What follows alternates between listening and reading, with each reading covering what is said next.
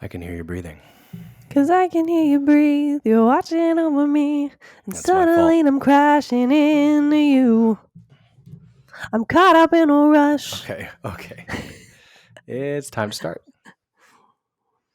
Are we already recording? We are already recording, yes. Oh, so my song made it. Welcome to the Boy, Girl, Mom, and Dad podcast. I'm Lauren. And I'm Nick. And this is episode 29, The Productivity Problem. 29? 29? 29? You had to know I was going to do that. I actually didn't think about it. Our generation will resonate with Schmidt. Yeah. All day, son.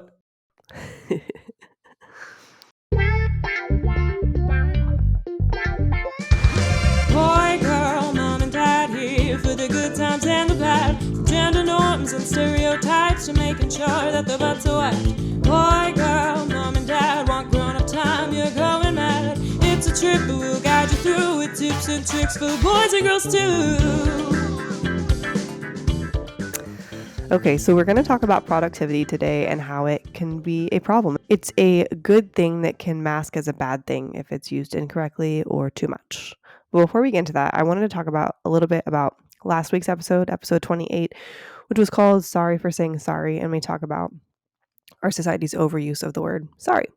And I saw a Instagram post, reel, video, whatever, that was talking about what to do when our kids lie. And it's relevant just because we discussed if having your kid apologize is training them to lie. If you want to hear the full discussion, go back, listen to episode 28. It's great. But I really liked this, and it's a quote from Dr. Siggy. It's an Instagram post by Michelle Jones, but it's a quote from Dr. Siggy, and basically we've talked about her before. She's a children's psychologist, I believe, and she says if your kids lie, don't say, don't lie to me. We don't lie in this home. She says to say, I think you're telling me this because you don't want to get in trouble.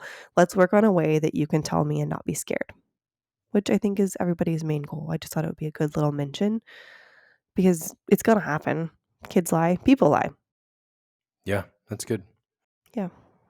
Another thing we do each week before we dive in is we have a tiff, a friendly little argument, if you will. Sometimes we're on the same page, sometimes we're not. Today's more of a question. What is the title of the song about the kid song about the 8-legged creature? Spider? Yeah. What's the title of the song? It's not a trick question. I know, but I'm thinking about it. Mm-mm. Wait, so are you talking about the song? It's also the first line of the song, but it's also the title of the song. Itsy Bitsy. Yeah. So I say Itsy Bitsy too. This week I was listening to just one of the kids songs Spotify playlists, and I had to pause it because it said the Eensy Weensy Spider. And I said, excuse me, did I have a incorrect childhood? Because that is not the way that I learned it. And so I searched it, and apparently in the UK, it is the Eensy Weensy Spider. And in the USA, it is the Itsy Bitsy Spider.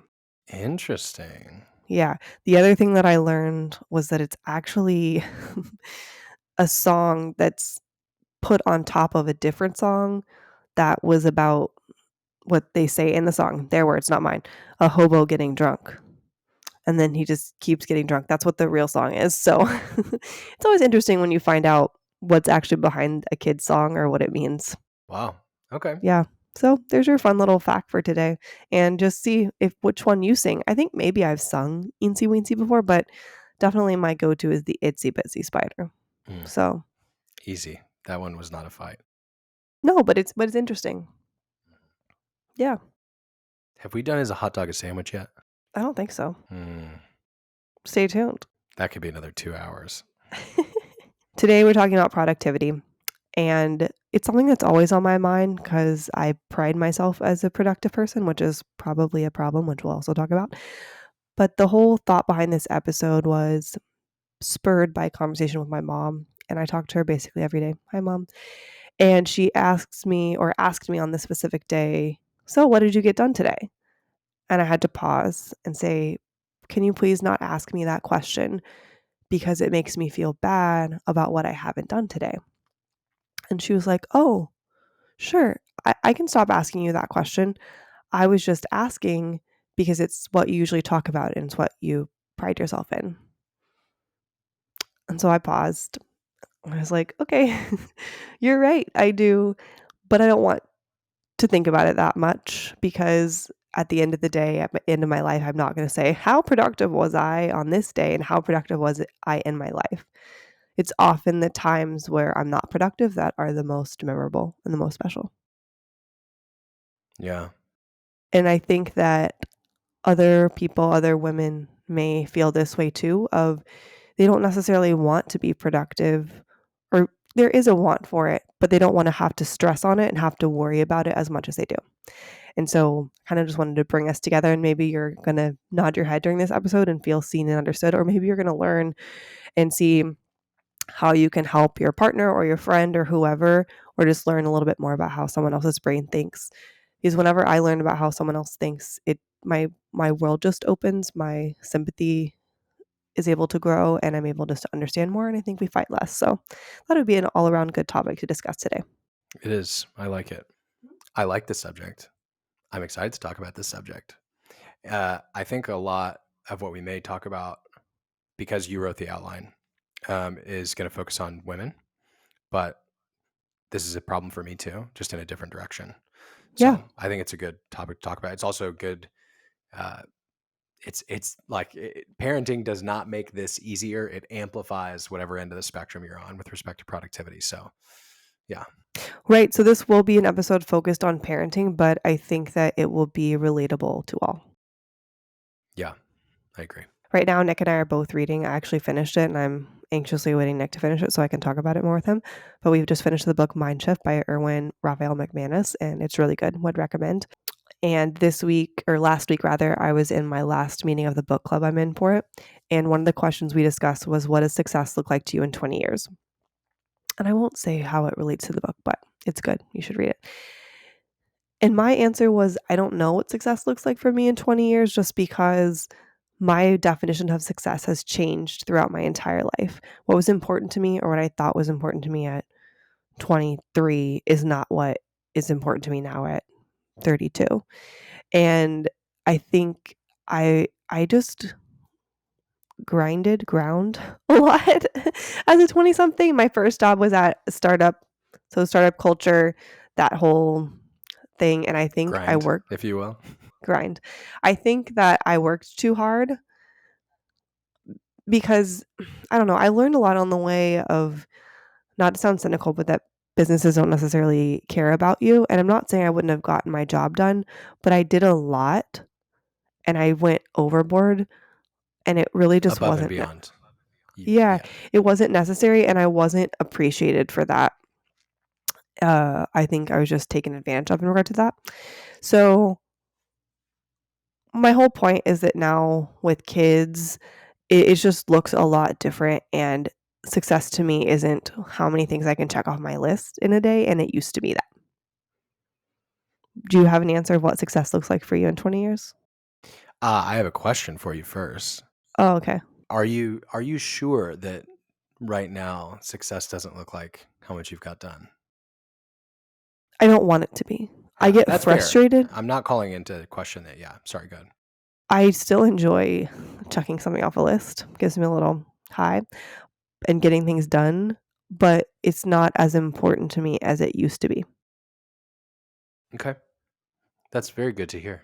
I'm surprised by that. Which is the opposite of productivity. But again, productivity is not the end goal of my life. I don't want to be like, yep, that Lauren, she was really productive. And I am. But I would like other things to be known about me more. Yeah. Can you restate the question for me? What does success look like to you in 20 years? What will, if you had to predict or want the most successful version of your life? You're not just asking professional success, are you? You're just saying success in life, general? In life, yeah. I think for me, a big piece of success is that my kids want to hang out with me, you know, and not like excessively so, just like I want them to want to hang out with their dad. So that's one. Another one is success. This sounds greedy and monetary, but to me, it's that we collectively have enough resources to take care of them and to do some fun things along the way. I don't really have like specific professional aspirations. I have places I would like to be, like industries I would like to work in.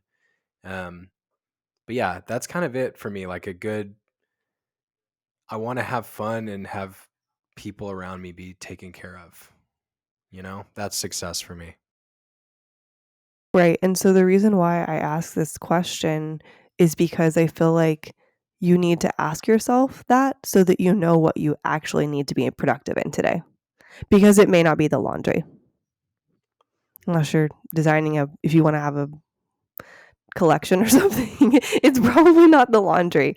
Just a side note, I only iron if I'm sewing something. I don't iron my clothes otherwise because it feels like a waste of time because they're just going to get wrinkly anyway. But I digress. That's Ask yourself. the same logic as not washing them because they're going to get dirty again. But you don't have that logic for laundry. I've never used that logic before. I don't wash the towel. The towel washes me. We're just keeping with the new girl quotes today. Yeah, no kidding. But really, think about what success looks like to you in 20 years and what are you doing today to get there. Along those same lines of what I want to be known for is I was scrolling this week and I happened to see a tombstone of someone that I knew. And in the least specific way possible, I saw the tombstone. I was like, yikes, that's not what I would want on my tombstone. So let's say it said beloved sister, mother, daughter, and then influencer or content creator or whatever your profession is. And that's what it said. And there's no hate to it or anything like that. This person was probably very passionate about this area, but I don't want that on my tombstone.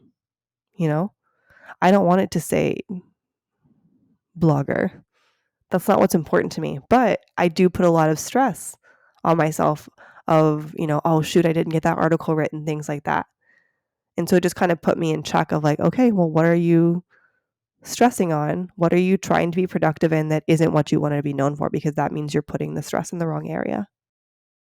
Yeah, that's a difficult question. I know you're not directly asking, what do I want on my tombstone? But I like your logic and your thinking here of like, you don't want it to reflect how much you got done, which matches what you said earlier, but it's a little more poignant in thinking of your own tombstone, Right. Mother, daughter, sister, productive person. No, that's not what I want on my tombstone. But it would hurt you as well if it said not so productive person. Didn't get much done. I'm just driving the point home that you don't want either one of those on. I know you feel the pain of what I just painted for you, but I'm illustrating that it's just as silly, to your point, right? Like having, I get it if you've won a very prestigious award or you've like gotten to the top of your field in some specific thing and it impacted a lot of people. Like I get that, but to your point, like, father, brother, consultant, like, nah, I don't want that either. And again, this is no hate to the person whose tombstone it was. It could have been what they wanted on there. It could have been what their family resonated with because it's what they thought of when they thought of this person. But I'm telling you right now, I don't want that. And it just caused me to pause. I went looking for this quote because I knew I had seen it before and I found it. And it's from Nicola Jane Hobbs. And I'm going to read it to you right now. Growing up, I never knew a relaxed woman. Successful women? Yes. Productive women? Plenty. Anxious and afraid and apologetic women? Heaps of them. But relaxed women? At ease women? Women who aren't afraid to take up space in the world? Women who prioritize rest and pleasure and play? Women who gives themselves unconditional permission to relax without guilt, without apology, without feeling like they need to earn it?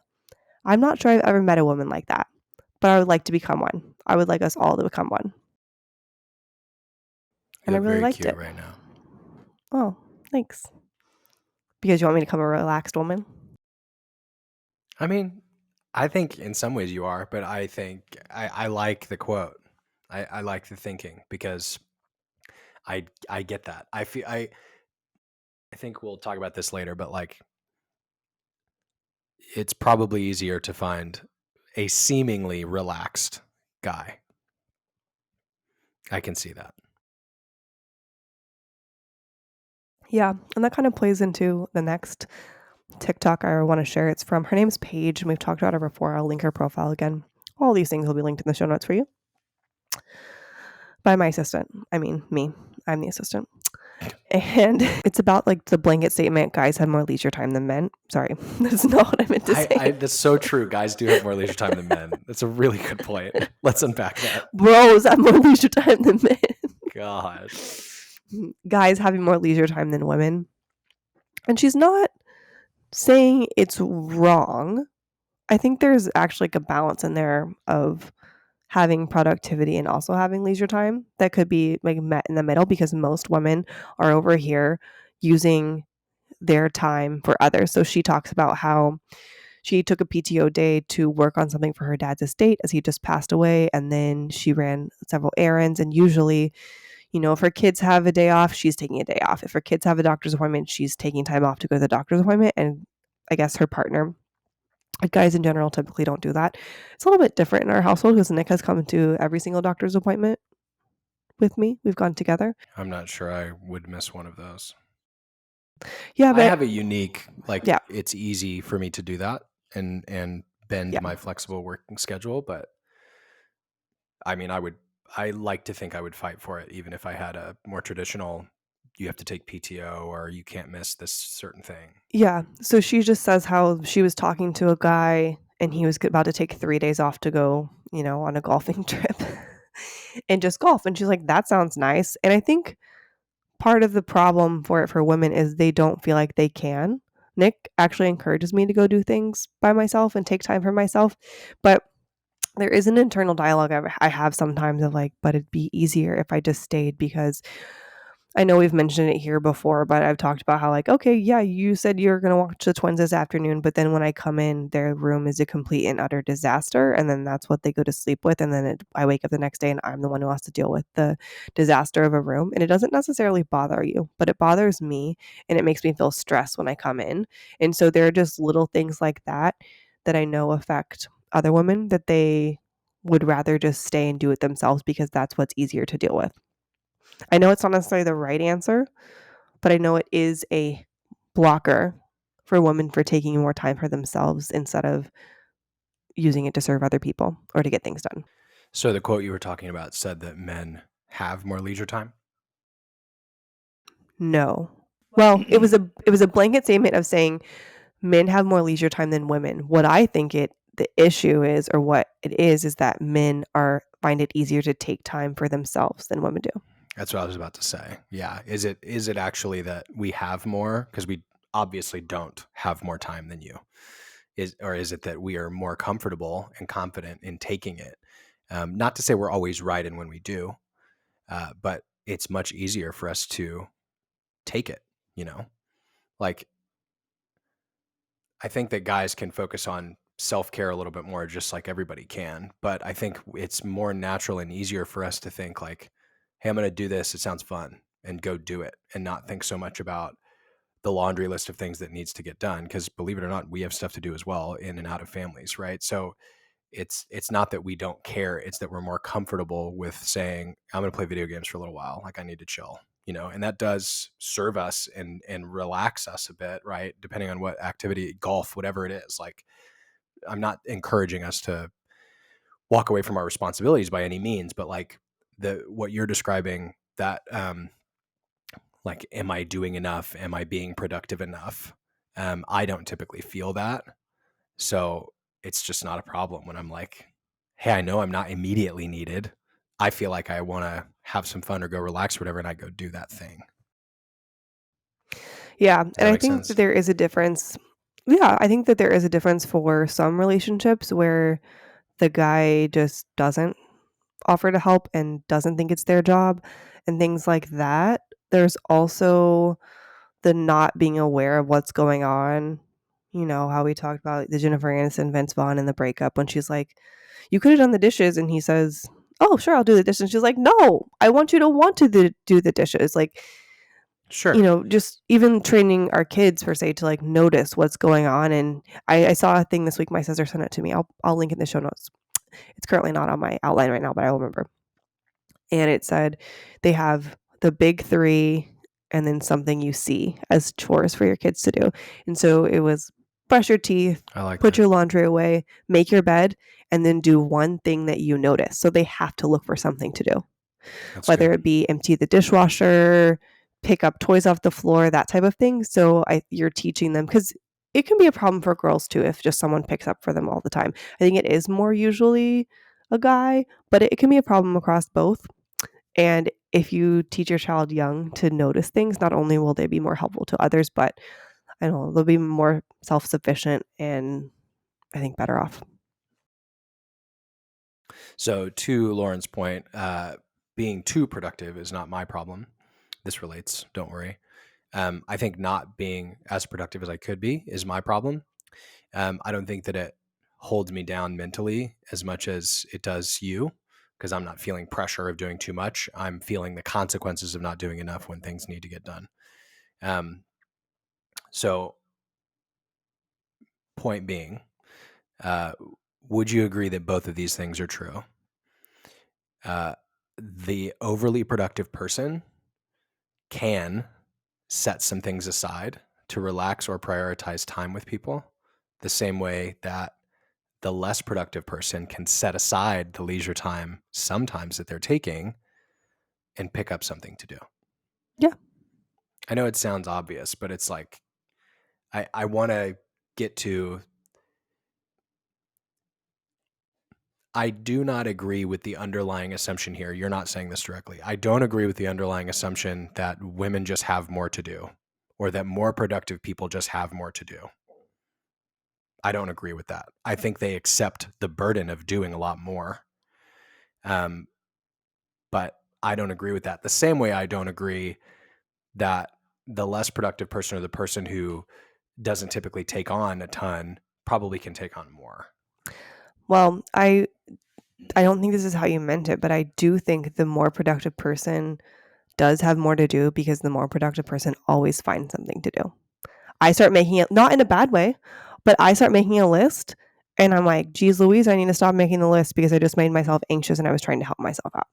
As a callback to our mental load post and our podcast and our what's it called, the fair play one that we did, right? There's the concept of the minimums. So we did 2 episodes on the mental load that I will link. I think it's episode 26, 25 and 26. And then we did one on, I don't know what we called it, but it was on the fair play method of, or was it all the same episode? I don't know. I'll link them in the show notes. Go ahead. So there's a concept of minimum standard of care, right? I won't dive too deep in it, but the headline is there is a set of things that have to get done, right? And everything else is kind of extra. So my pushback here is that, sure, it may be true that if you as the productive person accept more work, you have more work. That's obviously true. But what I'm arguing is that you don't have to accept all of that work. Now, that does require a partner, regardless of what productivity level they are, that is willing to participate with you and make sure the minimum standard of care is met with you, hopefully sharing about the equal amount that you are, right? I'm making that assumption.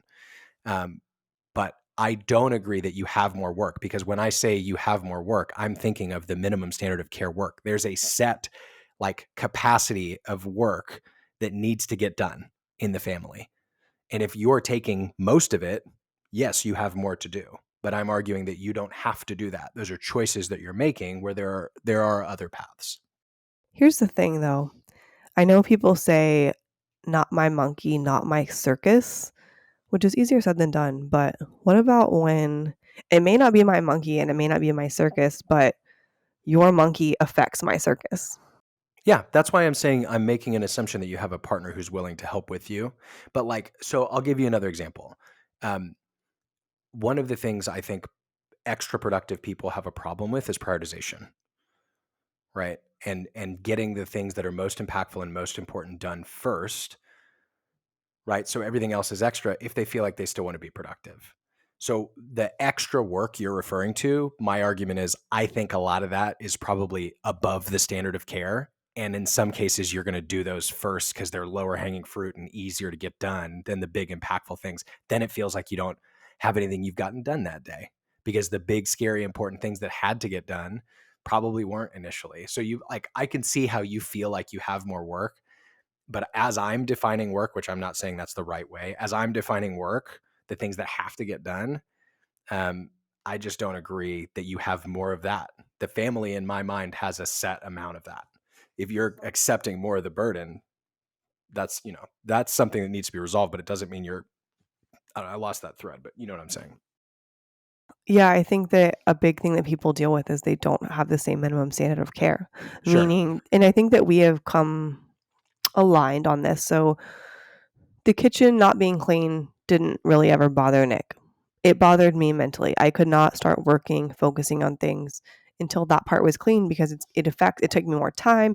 It affects my mood, all these things, right? And so he's kind of come over to my side and now appreciates and does clean the kitchen. Not that he didn't before, but in a more my timely manner because that is the minimum standard care we agreed on. I think a lot of times where there's households that have issues with this is that they are not agreeing because one person's like, that doesn't affect me, that doesn't bother me, where it does affect the other person. So a lot of times when a woman is asking a man to do something, they may not have been waiting in a malicious way or a passive aggressive way, but they have already been thinking about it. And so when they ask, they're wanting you to do it basically now.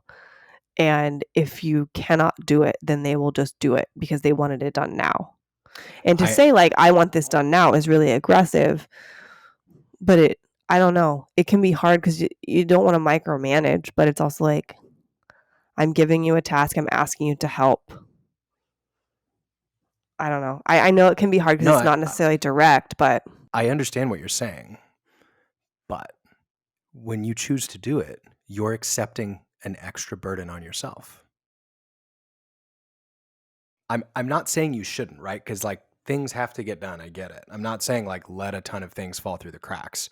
But we did also talk about in the Fair Play episodes that you have to be comfortable letting your partner fail a little bit if they own a card that you're not supposed to own. We also agreed, or at least I thought we agreed, that stepping in to do something for your partner, like frequently when you're not addressing it with them separately and you're just taking that responsibility, that puts an undue burden on you and releases them from their responsibility. So that's what I'm calling back into this episode, is that I think that manifests in choosing to be overproductive. Again, though, it's the problem of, I know it's not my monkey, I know it's not my circus, but it does become my problem when your monkey is affecting my circus. And here's an example that we can cut if you get sad about it. But I asked you / gave you the card to make us dermatologist appointments about a month ago. And we don't have them yet. And we're about to the end of the year.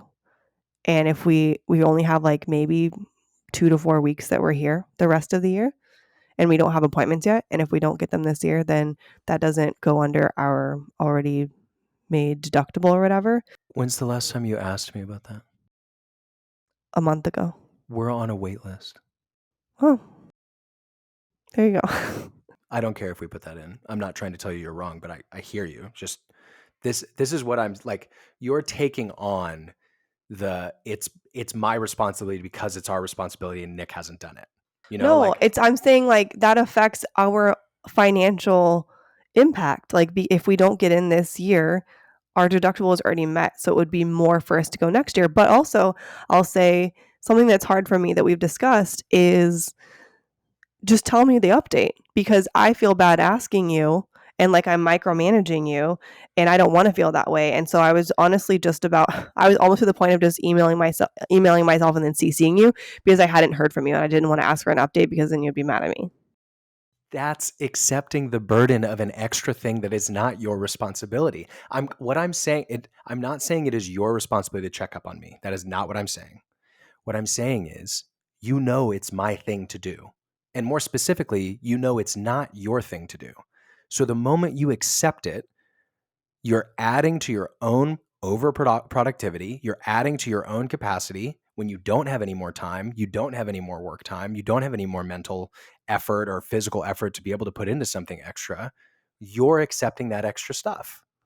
It's not by choice. It's that it lives rent-free in my head. It's one of the tabs is there. And when I asked you about it, I had already been thinking about making one for about a month and just hadn't had a chance to do it. And I just gave it to you and we hadn't talked about it since. So great. I'm glad to hear we're on a wait list, but maybe just tell me next time so then I can stop thinking about it, because it's not like it's something that doesn't affect me. It does affect me directly in physical and financial ways. So I'm glad. Thank you for doing that. But I don't, just because I hand something off doesn't mean I stop thinking about it. Unfortunately, it's not by choice. I don't want to. I wish I could just have a wave crash over and take it back with it to the depths of the ocean, but it doesn't work like that. If I'm going to work to keep something top of mind that you've asked of me, you need to work to let me do it. I'm sorry to be so direct, but that's like, it is not. Should you be saying sorry there? No, I probably shouldn't. It's not my fault that it lives rent-free in your head. I know, I'm not saying it is. I understand that it lives there because in the past I haven't been as considerate as I could, or I haven't listened when you've asked me to do something that's really important for the family. I'm trying to work on those things, but it's not my fault. It's not my responsibility, more specifically, that it's in there. It's bothering you because you're not letting yourself release it. I'm not saying that's easy, but like, prioritize what you need to do for you, whether it's a shared responsibility of the family or something you need to work on just for you, and get my stuff out of your head. And I'm happy to give you an update, but it's just not true that I can always do that. Like, if it comes up, I can give you an update. I'm sure you have 100 things that you've done that you could provide me awesome updates on, but you shouldn't be, expected to give me the laundry list of updates on a frequent basis. Like, I don't think that's a reasonable question. If I want to know something, I would expect of myself that I would ask, hey babe, what's going on with this? If you want to know something, I'm sorry that it feels uncomfortable to ask me, but that's how you find out. It's not like I'm hiding it from you. We can talk about this at a different episode, because sometimes you get aggressive and you think that I'm micromanaging you, and I just am picking my battle in that moment. I think we should talk about that in a different episode. I know that's, I guess, my problem, but I'm choosing to I don't want to deal with that at that moment. Okay. We can talk about it in another episode. Let me give you a pin for the next episode. Okay. If somebody's reacting as though they've been micromanaged, they probably feel as though they have.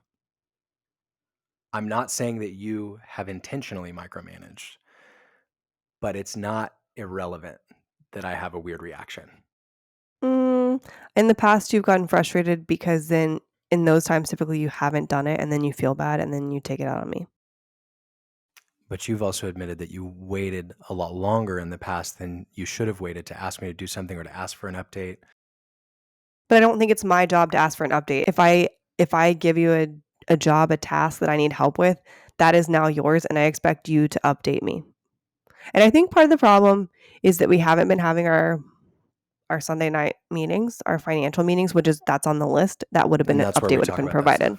Yeah, that's true. The point that I think I started all this on was that overproductive people typically accept more of a burden of things they need to get done. And I can also accept, and this is my side, that the people who don't value productivity let things fall through the cracks, intentionally and unintentionally. I don't think you don't value productivity. I think you value not even like your leisure time more. I don't know. You would value your not productive time, which is good, because I've had to work at valuing my not productive time as well. I don't know. I don't think you value not being productive. I don't think you're a lazy person, is what I'm trying to say. I thought about this. I do not currently value productivity. Okay. Now, similar to how you described yourself earlier, I would love to. I just know that I don't.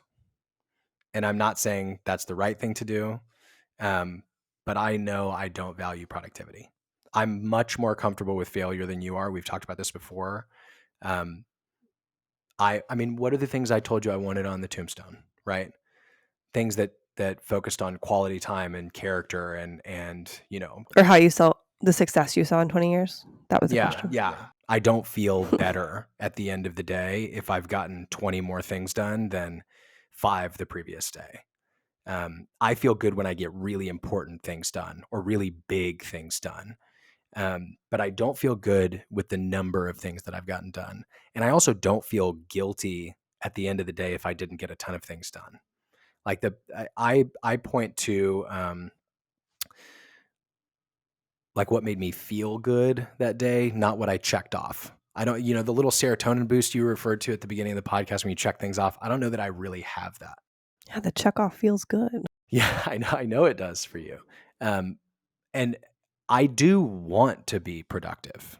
I mean, you've seen me get really frustrated with myself before about this. Like, it's not that when I say I don't value it, it doesn't mean I don't think it's important. I'm saying based on my current habits and behaviors and actions, I don't feel like I inherently value it right now. I think I would love to be somebody who does, Okay.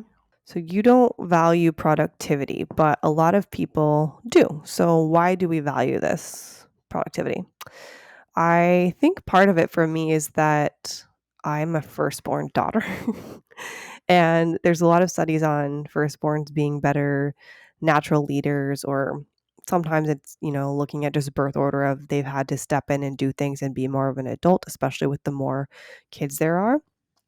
So there's that. I think another thing is just workaholics and that whole society of the United States, really, of how much of a value we put on work. I don't really think there's other places. I think it's really just here where we work so hard and that's the value we put on versus, relationships and things like that. And I don't think productivity is bad, but if that's where your worth is, it's bad. What do you mean by here? Are you saying like America? Yes. I'm a firstborn. Male, not female. I was specific about that. Oh, okay. I didn't know there was a distinction. I do think that the US and capitalism gives us this, like, you always, work harder, stronger, faster, and you'll just be better. And I'm not saying don't work and don't work well and hard, but don't work at the expense of your relationships and where important things are. Yeah, I hear you, but it does feel to me as though there is much more value put on excessive productivity than there is on valuable rest, And there's a pride in busyness. It's like a badge of honor. Exactly. And busyness is not productivity. You can be busy with productive things, or you could just be busy with things that aren't really important. And that's not, it's like you talk to somebody like, hey, how are you? It's like, oh, I'm so busy.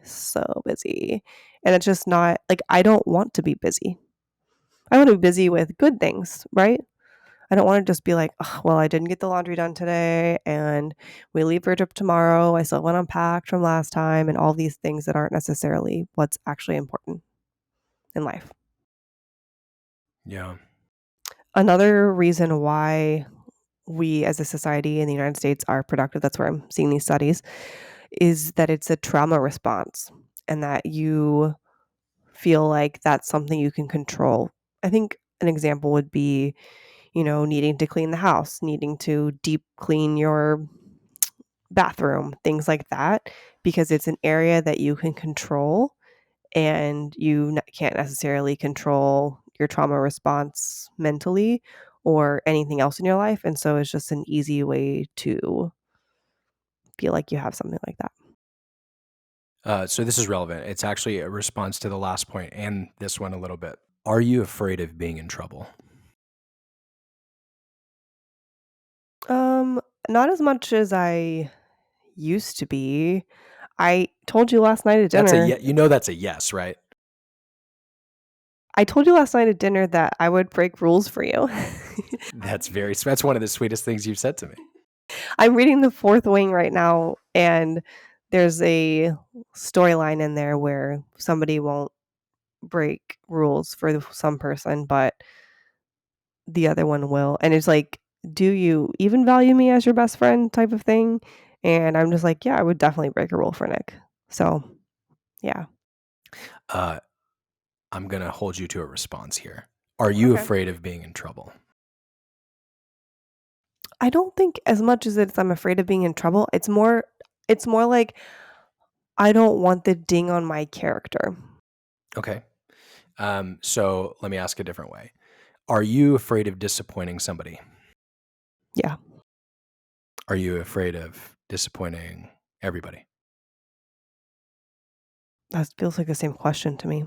kind of, but somebody is specific. For example, I'm much more worried about you being disappointed in me than somebody I walk by. Yeah, makes sense. So here's why this connects to productivity. My assumption, based on observing you as a highly productive and sometimes overproductive person, is that a lot of the reason you try and do things so quickly and so heavily packed into a day is because you want everybody to see you as a high performing person, and you don't want to miss or disappoint anybody around you, regardless of how close they are to you. For example, you've told me that you've responded to emails in the past because you don't want them to think you're ghosting them, or you want them to know that you're thinking about their problem or their question. And while that kind of correspondence can be good, I think that it adds a lot of extra work to you that you don't actually need to do. Also, if somebody asks you for something, you still get to choose whether you do that thing or not, or even respond to them. And I'm not saying we should be rude, but like I was saying earlier, I think that the habits of the overproductive person is that they accept a lot of those things.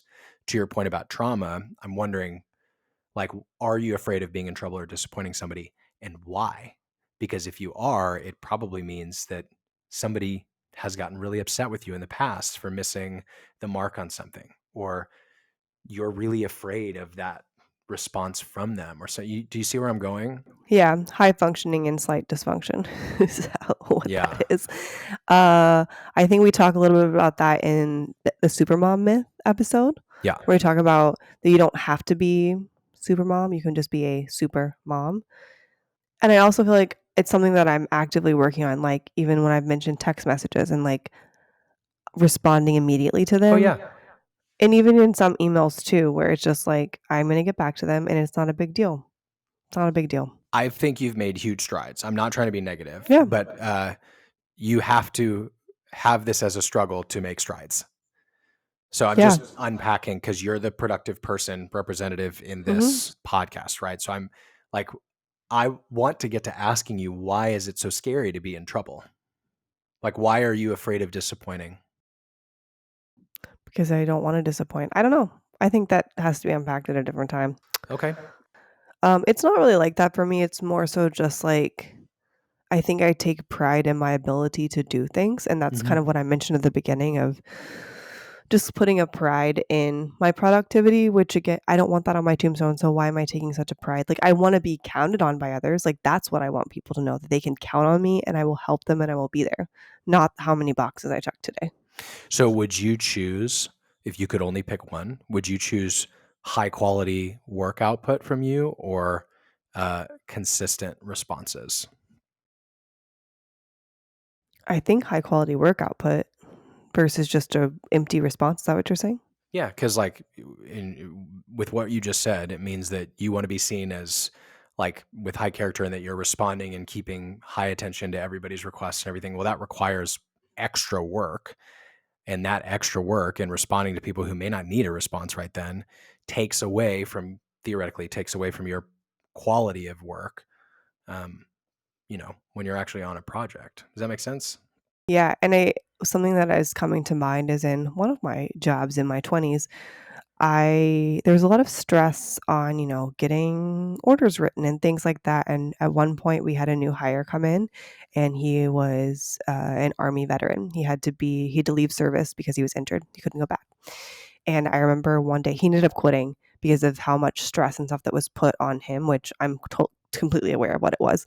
And he's like, I know about living and dying, and this is not it. It's not living and dying over this purchase order. Wow. Yeah. I wasn't ready for that. Yeah. I mean, it's right. Like, there are very trivial things. It's like, what are you putting your weight on? What are you focusing on? Do you find that you're more or less professionally productive since you've been out of a professional office? I know it's been a while now, but I'm just curious. It's a hard question for me to answer because I have children I'm with part of the day. I'm not asking you to compare the two. I think I can restate my question.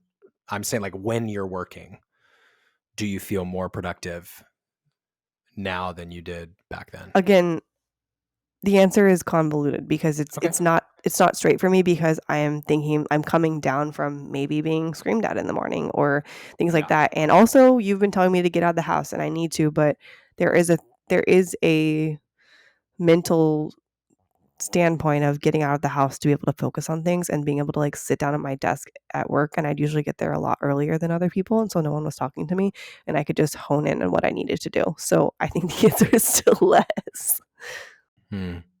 I was thinking you're just I'm thinking about like, how do productive people draw a line at what's important to get done? And I know I'm jumping ahead a bit, but like I think you were very good at this when you were in the office. There were really exceptions where you needed to put some time in before or after work, and you were a very hard worker when you were there. But I don't really feel like you brought your work home that much. I learned not to, and I learned to just say, this is going to be here tomorrow. I had to work on it. It was probably I was 6 or 8 years out of college where I finally learned that. So the question I was trying to get to is, and the comparison I was actually trying to get to is, do you feel like you still tell yourself that now? This will be here tomorrow. I can set this down. It's more so just like, I will be here tomorrow. But yeah, I do. It just, I think, weighs on me a little bit more because I don't have a consistent salary. It's whatever I'm doing. Yeah. If I'm not doing anything, I'm usually not making money, versus I do have some, like evergreen things that do, but if I'm not putting new content out there, then I'm not making money. Yeah. So it's a little bit different. That's a good point. All right, productivity, but don't forget the rest. So today we're going to talk about Lunya. Lunya are my favorite pajamas, loungewear, restwear clothing, and we have a discount for you. It is BGMAD for 15% off your first order. And we're getting the codes. The code is BGMAD. BGMAD. And it's perfect as we're going into the holiday season. Lunya should 100% be on your gift wish list. They also have smaller gifty items that you could gift your friend, like a scrunchie. I think I'm actually wearing one right now. Yeah. This is their larger scrunchie. It's 100% silk, so it doesn't leave the crease on your hair and is not as damaging. They also have sleep masks, which I just talked about this week on my personal Instagram. I was about to say, yeah, this is not a condoned message, but they do protect your eyes in very specific scenarios. If you're interested in that story, check out Lauren's Instagram or TikTok. Yeah, I'll put the link in the show notes, but it's on my personal page. My sister was thrown up on, but the Lunya eye mask saved her. Well, I'm just giving the high level so you can go back in. Anyway, check out Lunya. They are a great thing to wear, especially as we're into cozy season. Make sure to use code BGMAD to save yourself some money. Productivity has always affected me as a person on like how much I could get done, but has affected me even more since having kids. So why should you care about productivity, specifically in regard to yourself and to parenting? Because you as a person, how you are mentally and physically does affect your parenting. So there's one reason why you should care. But remember that your kids can see and are absorbing what you're doing even when it's not said directly to them. So if you have a negative body image and you're always talking poorly of yourself or what you look like, they're going to catch on to that, and they may start thinking about themselves even though you're not telling them that they look bad. So if you're being mad at yourself because you're like, ugh, I didn't get things done today, blah, blah, blah, they are going to think that that's what's important and that's what mom views as importance, and start putting their weight and importance in that as well. Yeah, that's true.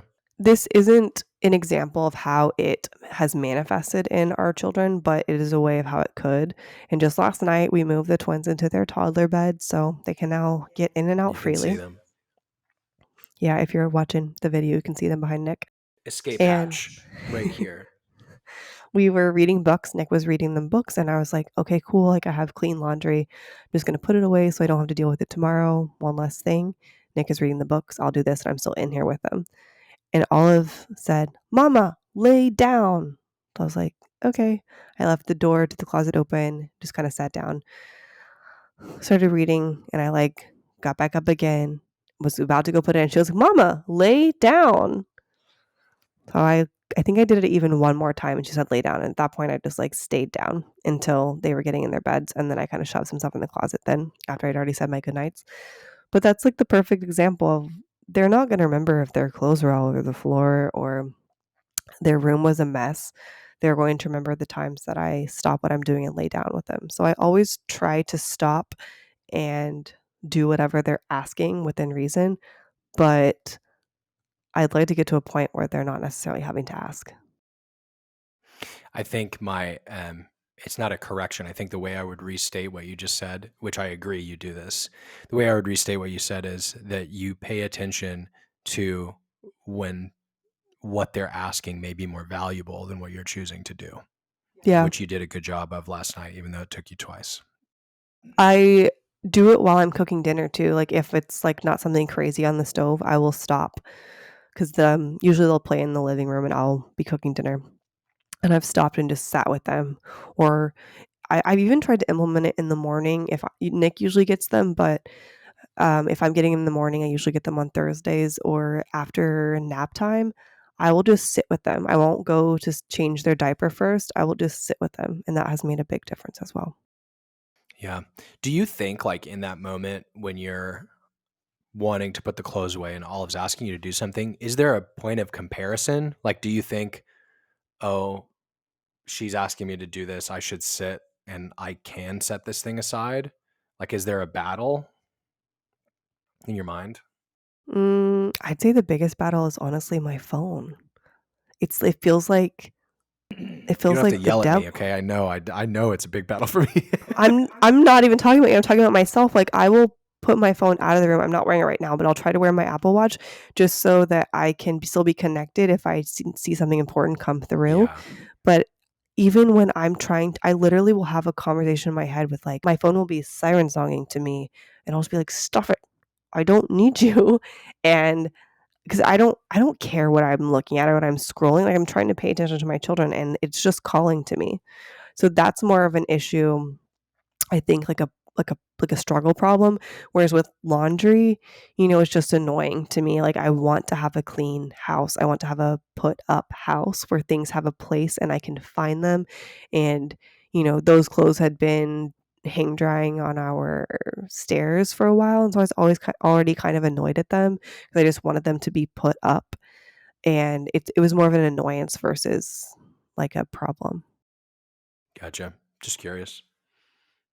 Like I can see you choosing that it's more valuable to sit with Olive, which you actually obviously did, but I was curious if there was like an actual consideration that you were aware of instead of just, oh, she wants me here, I'm going to go here. Yeah. Another reason is that busyness is not always productive, like we said, but in the same breath, it can also cause bodily harm to you. The glorification of busyness can cause stress and anxiety, and those things can actually cause inflammation in your body. And as a person who has an IBD, I have ulcerative colitis. It's an autoimmune disease. I'm healing from ulcerative colitis, and it can be brought on by stress. And so I think back to, I had it in one portion of my colon and then that part healed. And then about a year after the twins were born, I had another colonoscopy and they found it further up in my colon. And looking back, I was like, well, I had a really stressful year because I had the twins. We had other things going on. My sister got married. There was a lot of things going on. And I do think that the stress like built up in my body and maybe triggered the ulcerative colitis again in a different area. We'll never really know, but it's really something I'm trying to keep in check to where I'm not necessarily not thinking about what to get done, but I'm trying to let the stress just flow through my body or live in a different spot to where it's not just manifesting and staying in the same part. It's something I'm actively trying to do. One book I read that helped with that is oh my goodness, I'm not going to be able to think about it. The Wandering Soul, the Untethered Soul. That's what it is. I'm just trying to like keep it separate and flow through my body versus like manifesting inside and causing a hardness. So are you saying you think that being overproductive or too busy has negative effects on your specific physical condition? Yeah, because I don't take the time to rest. And if I don't take the time to rest, my body then tells me it's time to rest, Lauren, and I basically shut down or have burnout or can't do anything for a couple of days or get sick. When when you're stressed and your inflammation is high, you are more likely to get sick. So I do. And I know you mentioned it that you don't necessarily have a productivity problem, but I have a question for you. So whenever, I feel like it happens less, but it has happened to where I have asked you to do something or to help me, let's say put up the shelves. And when you hear me ask that question, you hear me saying, not, hey, can you put up the shelves, but like, hey, you haven't done enough. What you've done doesn't matter. So you'd be like, but I just cleaned the kitchen. And so I feel like that feels like a productivity problem, maybe the opposite way. But I feel like other guys have that issue as well. How do I answer this?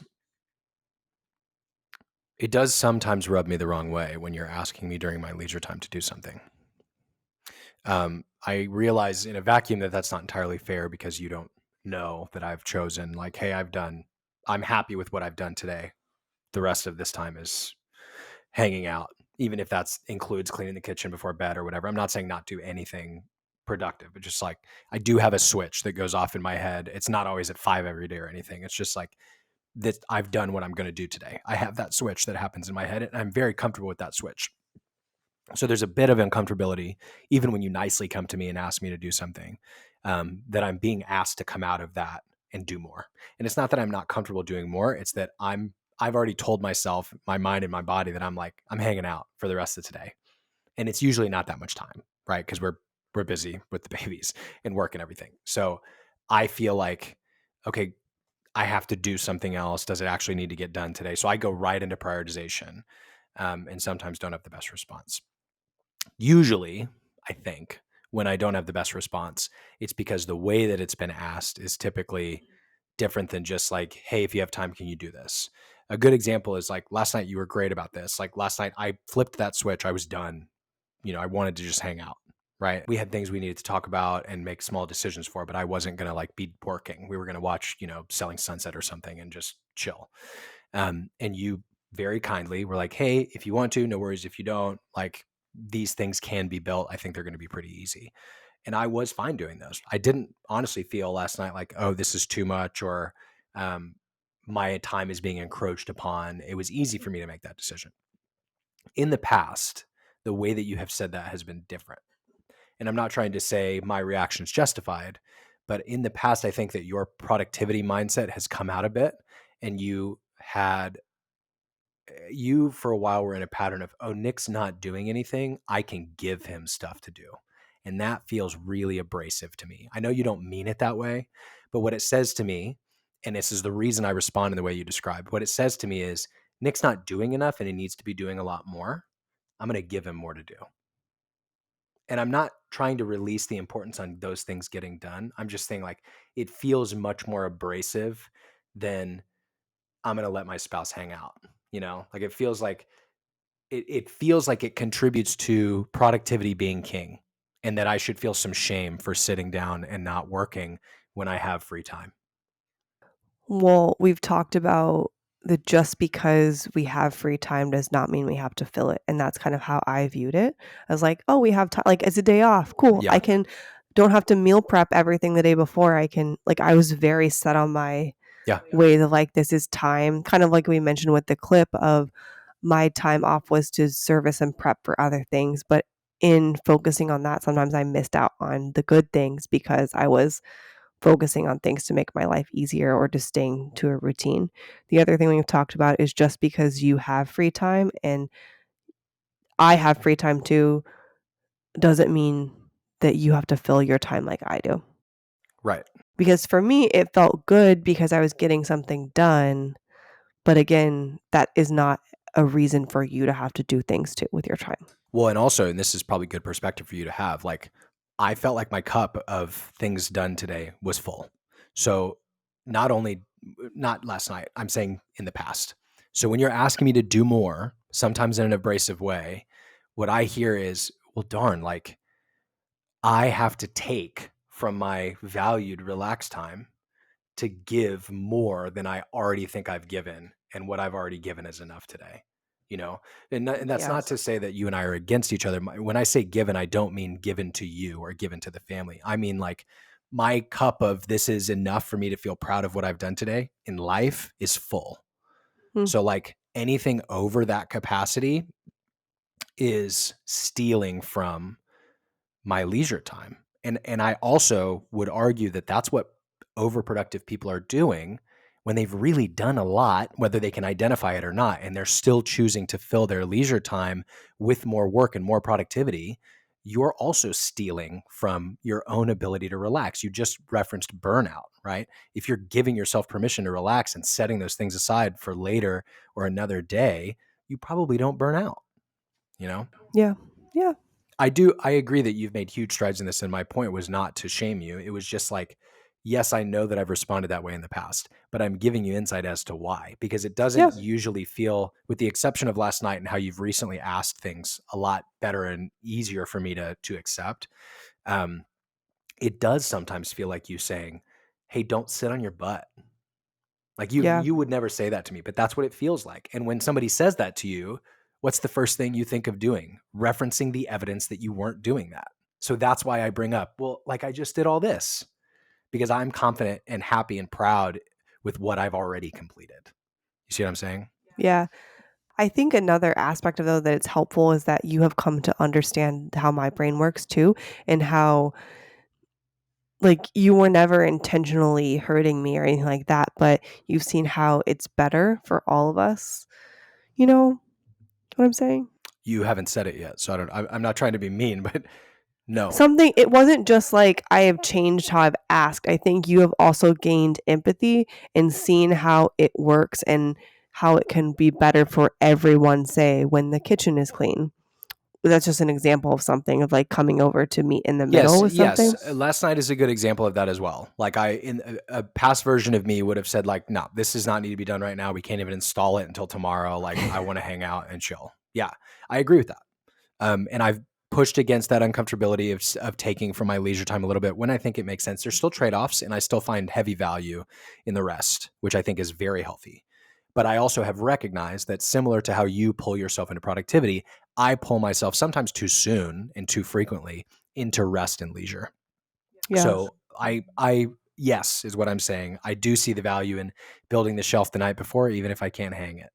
And like, what were we doing while we were building the furniture? I was building furniture. You were doing a few tiny things, but we were still like watching dumb TV and hanging out with each other, you know, and still talking. And it wasn't that big of a deal. So past Nick would have been frustrated with that. And I'm trying to push against it. Yeah, I'm just saying, I think in the relationships that I'm aware of and just the examples that I've seen where it's still a problem is the other person is basically refusing to believe that it affects the other person, or because it doesn't affect them. Like just because the kitchen not being clean doesn't affect me, it doesn't matter.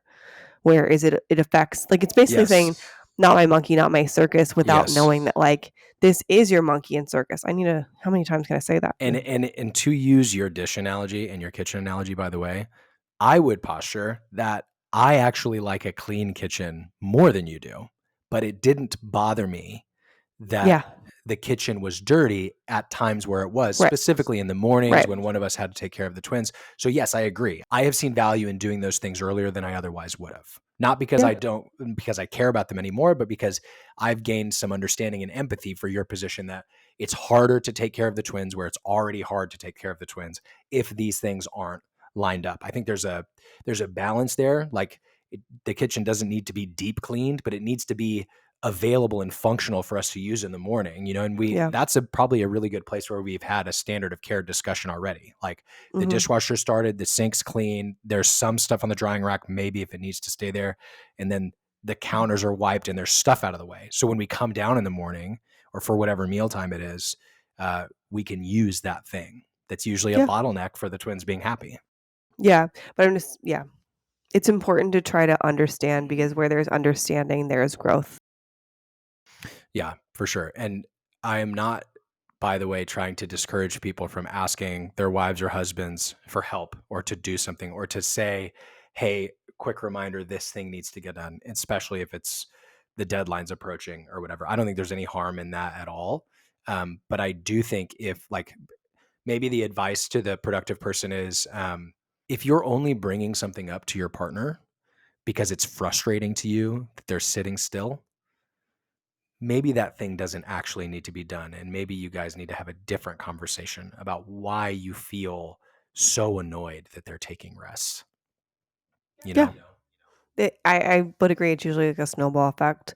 So before you can really help another person, you kind of have to help yourself in combating the productivity problem as it is. And so we have some tips for you of how to work on it within yourself. The first one would be to refocus on what's actually important to you, whether that be have your to-do list, but then say, what are the top 3 things I want to get done today? Or what I've done before is saying like, okay, these are things I need to get done this week, but here is my top career to do this week. This is my top home this week. This is my top personal time and like top thing with my kid or physical activity, something like that. So just defining what it is, like one thing you want to do each week, or maybe it's 3 things a day. Like if it's like a career list, that's what I used to have with my corporate jobs, is I'd have a running list and then a Post-it note on the running list with the top 3 things I wanted to get done that day. A physical But Post-it note. I always a thought that was physical funny. Post-it note. Yeah. But also you can refocus not only on what you're trying to get done, but refocus on your life of what's actually important. So like the tombstone mentioned, what is it that you want to be known for? And if you're not focusing on that, reshift. The other thing is rest. Make sure you're resting. And there are 7 types of rest. I have a video on that I'll share. But the 7 forms are physical, creative, spiritual, mental, emotional, sensory, and social. So it's not just sleeping. So you should definitely get good sleep, but know that there are other forms of rest that you can do that don't involve shutting your eyes. Also, if you are choosing to rest, that's something you're getting done, and it's worthy to prioritize that along with the rest of your list of things you want to get done. Yeah, and if you are choosing to rest and prioritizing that, or struggling with prioritizing that rather, you can schedule it. Put a block on your calendar. No one has to know what that is if it's like your work calendar. Like if it may be like a 10 minutes you go sit outside, or maybe, I don't know, you take 15 minutes and go have a conversation with a friend or a parent. Maybe it's you go and draw in your car for 20 minutes. I don't know. There are lots of different types of rest. And if you're having trouble doing it, schedule it, because 1, you get to check that off that you did it. But 2, it's actually making sure that's happening and that you're taking the time.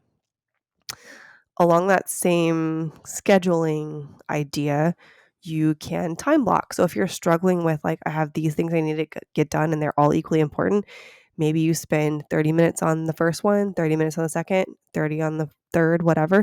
And so you're touching all of them, but you're not getting bogged down and not feeling like you didn't touch all of them. I'm speaking to nobody directly in the room right now and not staring at anybody specifically. But when you block that time off, I like that recommendation. When you block that time off, don't let anything else steal from it unless it's super high priority and critical. If a kid has fallen and you need to save them, great. If a relative is called and they need to talk to you about something super important that has to be done right then, great. But use your do not disturb feature and your focus feature.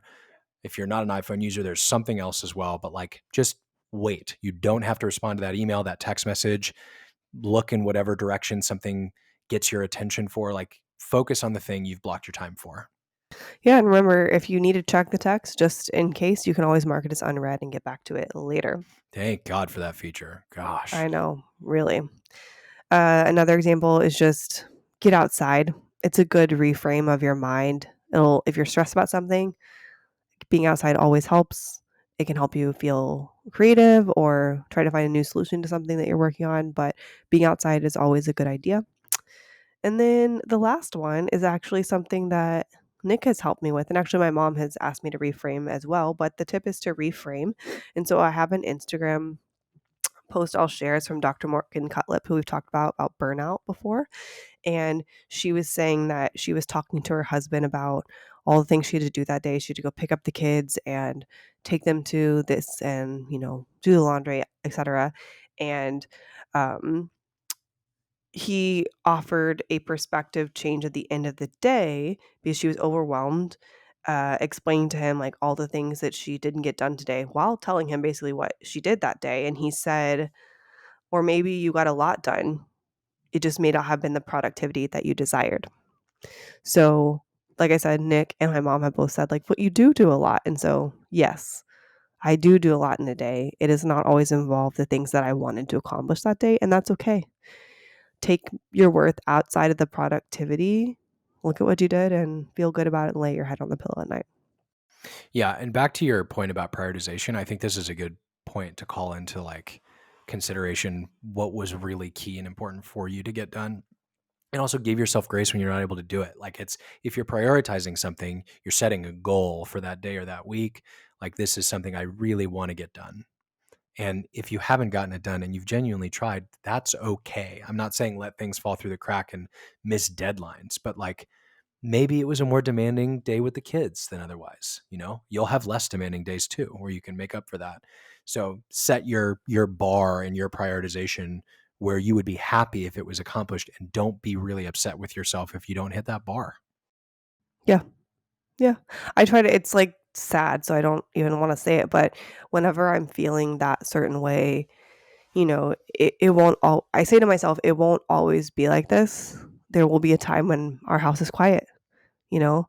And again, I won't look back and think like, man, I wish I would have done another load of laundry. It will be more like, I wish I could do another load of laundry for them. Thanks for preparing me for that.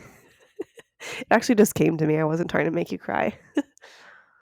Something we've kind of skirted around and referenced in the past is pay attention to how you're responding to people when they ask you how you're doing.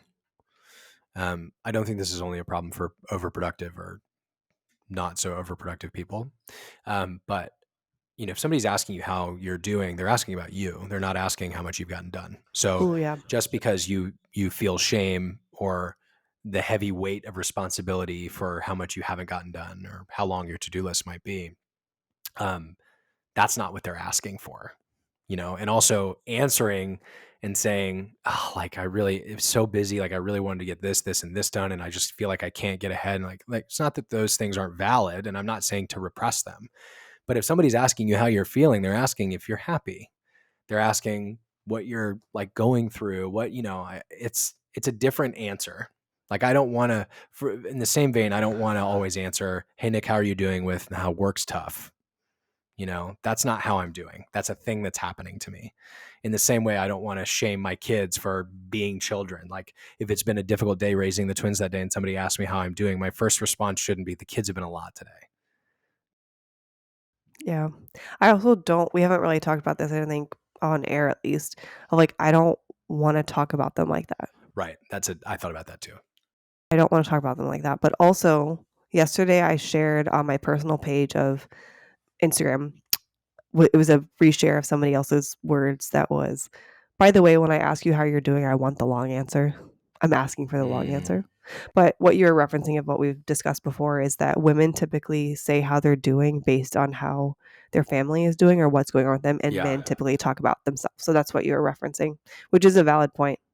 Yeah. And again, I'm not like, the details and the long answer is great, but I think like the answer to the question needs to start with how you're actually doing, not the weight that is on you from a bunch of things on your to-do list. Yep. You know? Yeah. So put it on your to-do list to consider your to-do list.